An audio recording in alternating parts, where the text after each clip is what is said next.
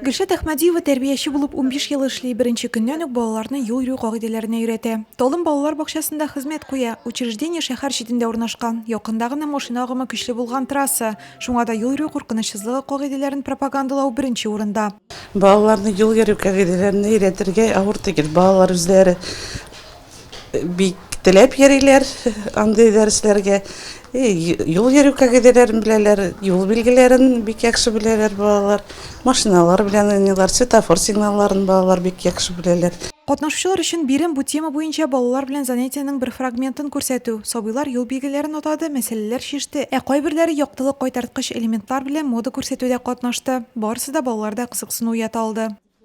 Катнаштылар 29 балалар бакчасыннан 27 балалар бакчасы. Шулар арасыннан без бер эшне алып, тикшереп, әйбәт итеп әзерләп җибәрергә тиеш булабыз. Һәм 29 балалар бакчасы арасыннан 16 тәрбияче катнашты.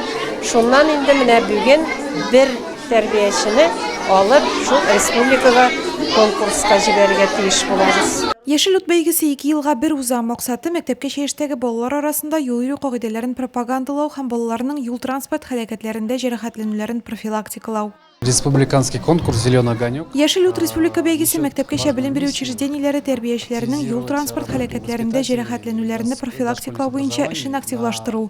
Балаларның гомерен, сәламәтлеген саклап калу мөһим миссия. Спасение. Балалар бакчалары арасында муниципаль этап җиңүчесе Тиенкей, тәрбиячеләр арасында чык тамчысыннан Марина Лесина. Бәйгенең республика этабы нәтиҗәләре апрельдә билгеле булачак.